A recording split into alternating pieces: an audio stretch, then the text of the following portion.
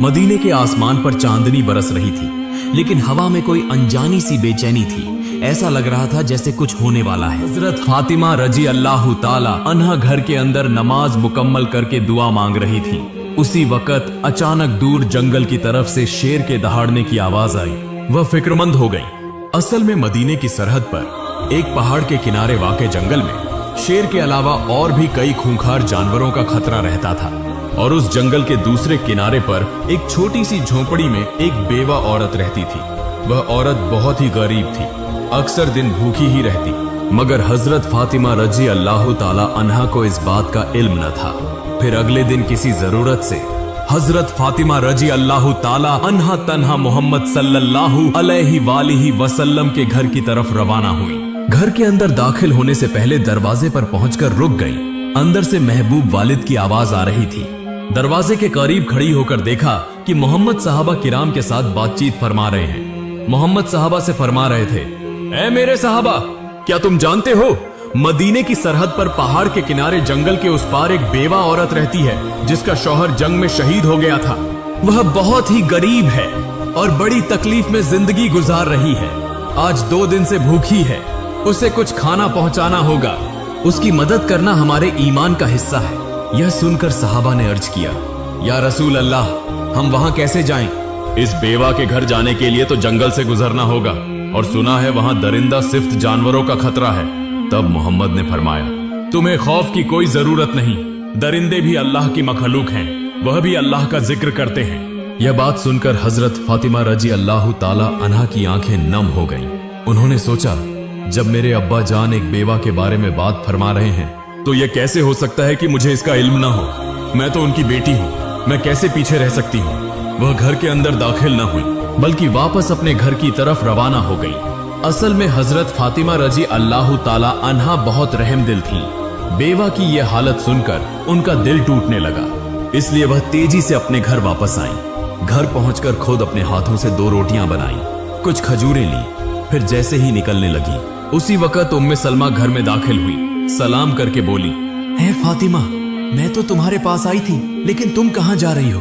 हजरत फातिमा रजी अल्लाह ताला अन्हा बोली, मदीने की पहाड़ी सरहद के उस पार जंगल के किनारे एक बेवा औरत रहती है। उसे कुछ खाने को देने जा रही हूँ। वह आज 2 दिन से भूखी है।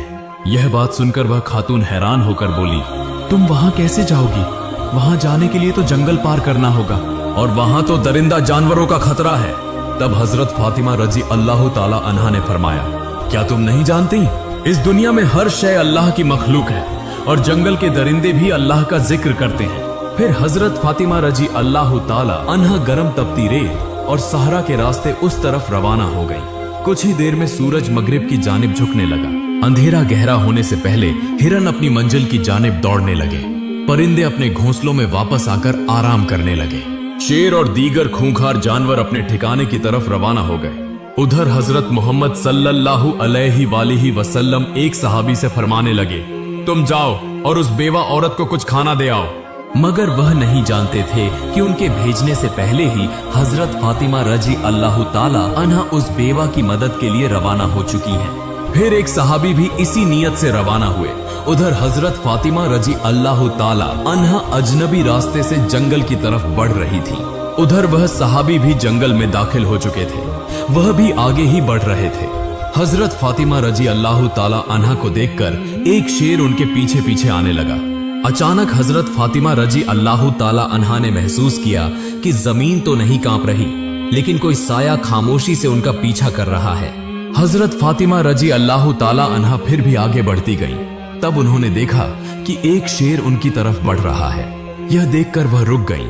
जब वह शेर उनके करीब आया तब भी हजरत फातिमा रजी अल्लाह ताला अन्हा को खौफ न आया।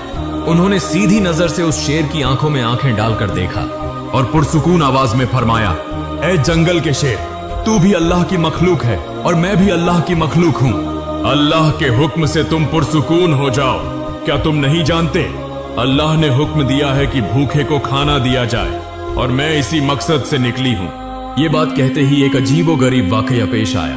अल्लाह के हुक्म से उस शेर की जबान खुल गई। शेर आहिस्ता आहिस्ता अपना सर झुकाने लगा। माँ फातिमा के कदमों के पास बैठ गया, अपने पंजे जमीन पर रख दिए और अपनी लंबी दुम को जमीन पर फैलाकर बोला, ए खातून जन्नत, जन्नत की सरदार हजरत फातिमा रजी अल्लाह ताला अन्हा, मेरा सलाम कबूल फरमाएं और मेरा सलाम रहमत दो आलम हुजूर नबी करीम तक पहुंचा दीजिए।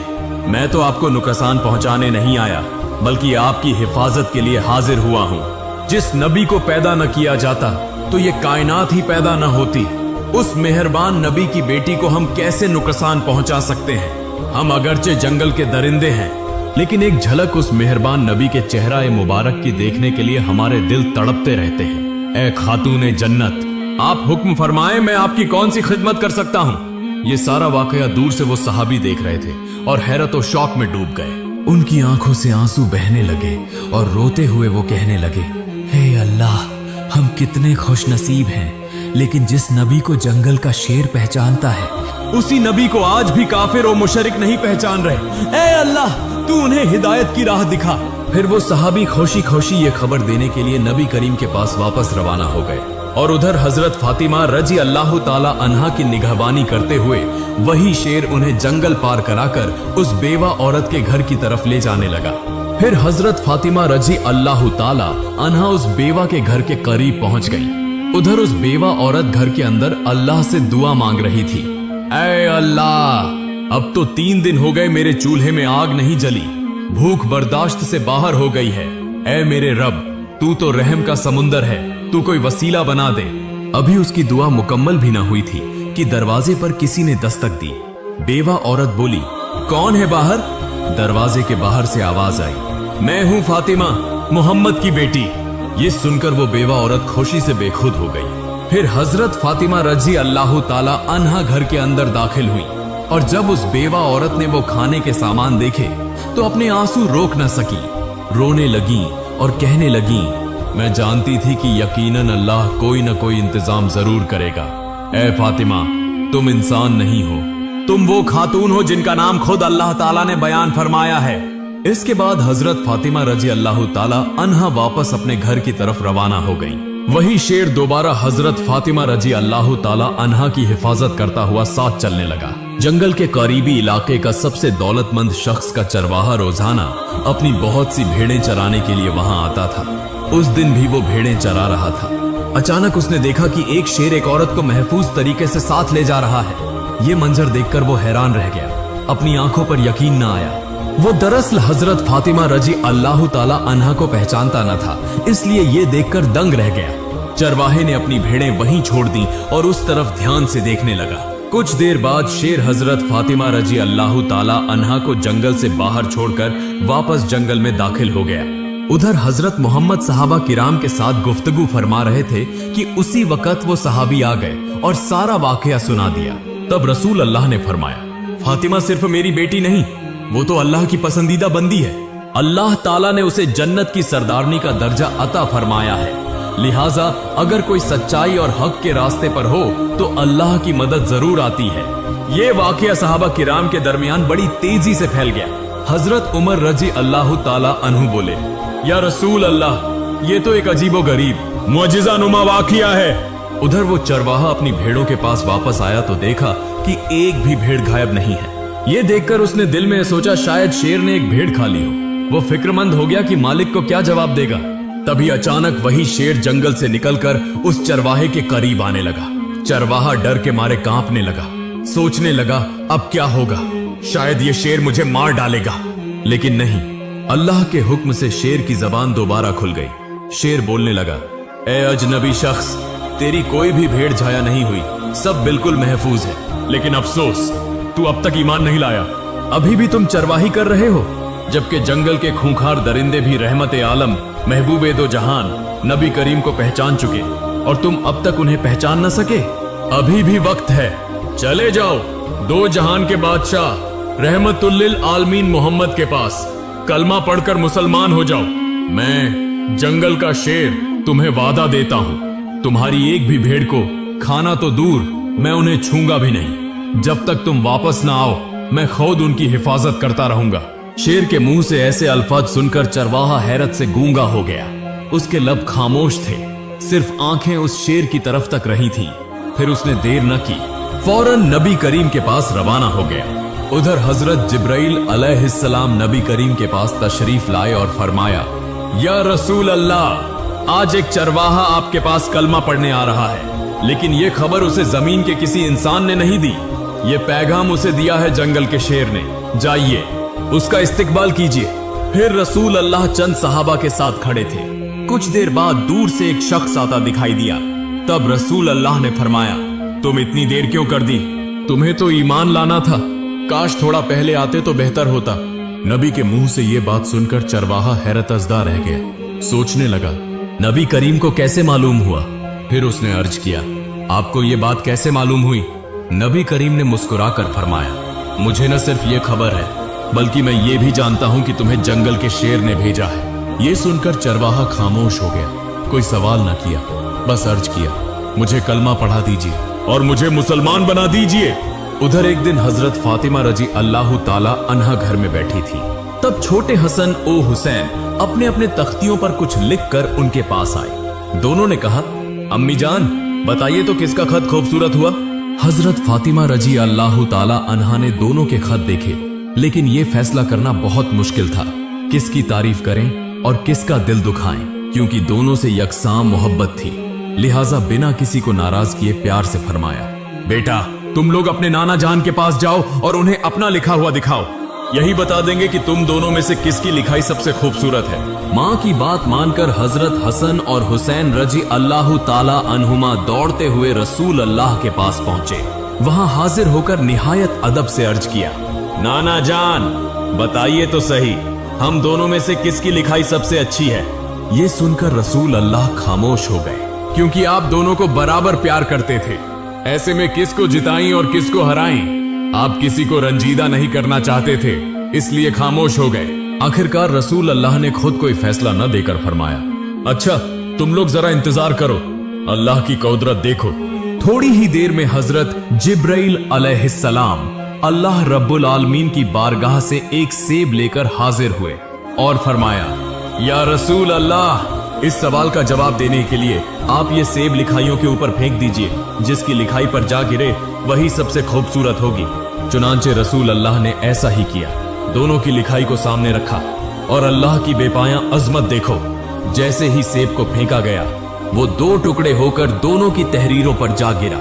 लिहाजा दोनों बच्चे खुशी से झूम उठे और खुश होकर घर वापस चले गए। इसी जमाने में एक मुल्क में एक बादशाह हुकूमत करता था। वो बहुत बाअसर हाकिम था। उसका नाम इतना मशहूर था कि छोटे बच्चों से लेकर बूढ़ों तक सब उसे एक ही नाम से पहचानते थे। दौलत की उसे कोई कमी न थी। सैकड़ों गुलाम और लौंडियां थी। ऊंट और घोड़े उसके पास बकसरत थे। उसकी एक ही बेटी थी जो बेमिसाल हसीन और जमील और निहायत ज़हीन और फतीन थी। जो कुछ वो चाहती फौरन मुहैया कर दिया जाता। कीमती जेवरात, उम्दा लिबास, शाही महल की चमक दमक, सब कुछ उसके कदमों में था। मगर कहीं ना कहीं दिल में एक अनजानी सी खला थी। रात के सन्नाटे में वो अक्सर तन्हा खिड़की के पास बैठती और खामोशी से सोचती, क्या मैं वाकई खुश हूँ?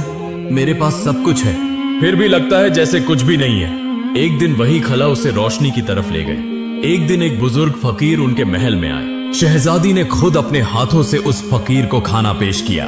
तभी उस फकीर ने हजरत फातिमा रजी अल्लाह ताला अन्हा का तज़किरा सुनाया, जिसकी पाकीज़गी, सखावत और तकवा के ऐसे वाकयात सुनाए जिनकी मिसाल दुनिया में नायाब है।